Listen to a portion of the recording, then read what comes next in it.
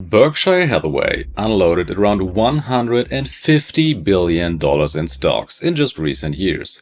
If you hold individual stocks forever, you are playing a dangerous game, and here is the proof. Warren Buffett is the global symbol of buy and hold strategy. But look at his actual trading record. He held IBM for 6 years, lost 18%, while the S&P gained 116%. Then he sold everything. He bought airline stocks in 2016, dumped all of them in 2020. His own words, "I made a mistake." He exited Oracle in just 90 days. The difference between Buffett and you, he has exit rules. You have hope.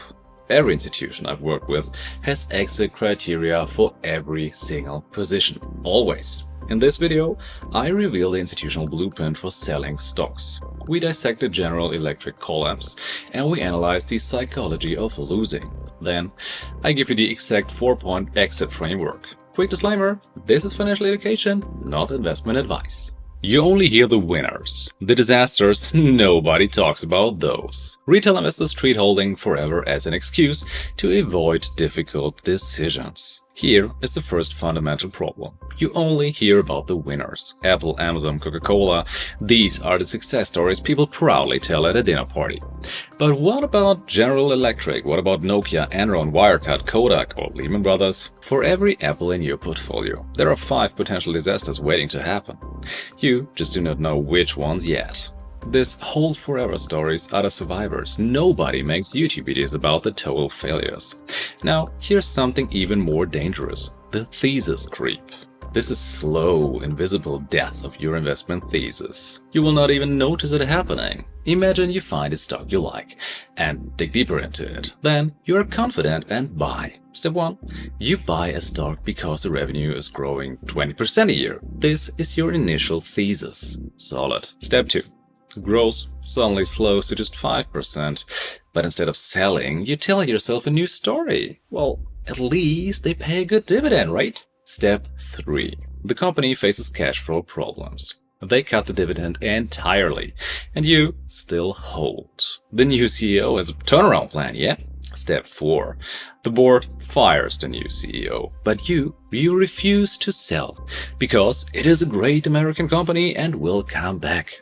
Every new reason you invent to hold a stock is a massive red flag. The institutional rule is simple.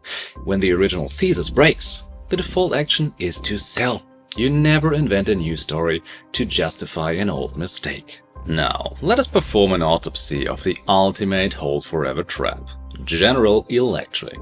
This was the ultimate blue chip stock in the Dow Jones for over a century. Financial advisors called it a stock for widows and orphans. So incredibly safe. You could hold it forever. Here is what actually happened. In 2017, General Electric dropped 45%. In October 2017, they cut their quarterly dividend from 24 cents to 12 cents. That was the thesis break number 1. In 2018, the stock dropped another 56%. In December 2018, management slashed the dividend to 1 single penny per quarter. That was thesis break number 2. Then they were kicked out of the Dow Jones entirely. Total damage, 76% loss in just 2 years. The clever viewer will say, but hey, Philip, the stock recovered until today. Well, technically that is true. GE Aerospace trades higher today than when it started in 2017. So imagine you held through everything. You're up about 80% over 8 years. Sounds okay, right? Except the S&P 500 returned about 180% in the same time. You endured 8 years of massive psychological stress to dramatically underperform a boring index fund. And here's the kicker. The company you originally bought, that does not even exist anymore. General Electric had to split into 3 separate pieces just to unlock any value. You are not holding General Electric anymore, you are holding the aerospace division of a dead conglomerate. This is not buy and hold forever, this is buy and hope forever. Ask yourself one question. Would you buy it again, today, at this exact price? If your answer is no, then why are you still holding it? Coming up, the 4 institutional kill criteria that tell you exactly when to sell. But first, the reason why your brain physically stops you from doing it. Why do intelligent people hold losers forever? It's not stupidity, it's biology and psychology. Behavioral economist Terence O'Dean analyzed 10,000 individual broker accounts. He looked at exactly how retail investors behave with real money. The finding destroys buy and hold forever.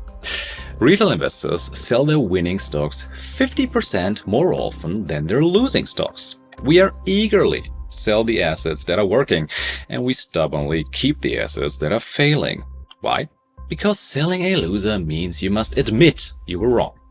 Psychologists call this loss aversion. The psychological pain of financial loss is twice as powerful as the joy of a gain. So, you sell your Apple stock at plus 20% to lock in the gains. And you hold your General Electric at minus 50% because you hope it comes back. Institutions have strict systems to override this exact biological flaw. And you rely on willpower. Every professional fund uses an investment policy statement, an IPS. Think of it as your constitution for your portfolio. It does not just tell you what to buy, it tells you exactly when you must sell. For institutional managers, there is a legal obligation called fiduciary duty. They must act in the best interest of their clients. Holding a losing position based on pure hope is actually a breach of that legal duty. So, here are the 4 kill criteria that trigger an institutional sell. Number 1. Thesis breach. The original reason you bought the asset is wrong, or no longer valid. You exit immediately. Think GE, dividend cut over 30% without a credible turnaround plan. That is a thesis breach. Exit. Number 2.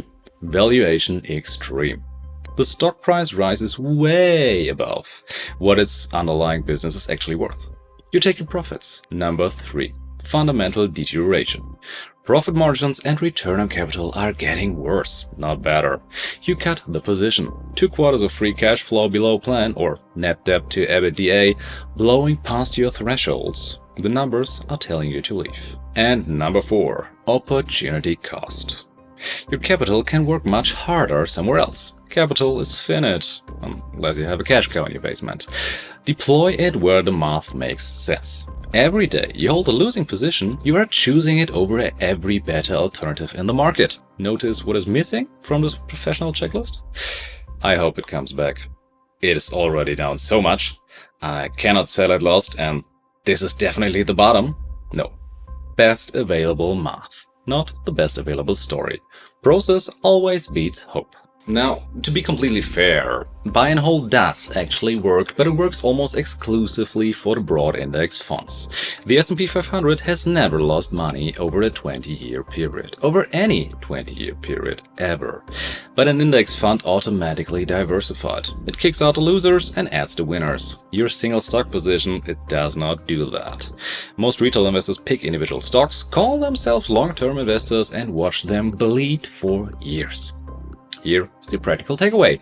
Hold your core in a broad index ETF. Run single stocks only with clear kill criteria, a fixed position size, and a documented exit plan. I repeat, do not enter a single position without already having the exit plan ready. Loyalty to a stock is expensive, but loyalty to the process, this pays you. So, if buying the dip is a trap, holding forever is dangerous, and your own emotion works against you, what is left? In the next video, I give you the complete institutional system. I will show you exactly when to buy, when to sell, and when to do absolutely nothing. If you want to build your own institutional edge and trade hype for hard data, subscribe, hit the bell. I'm Philip.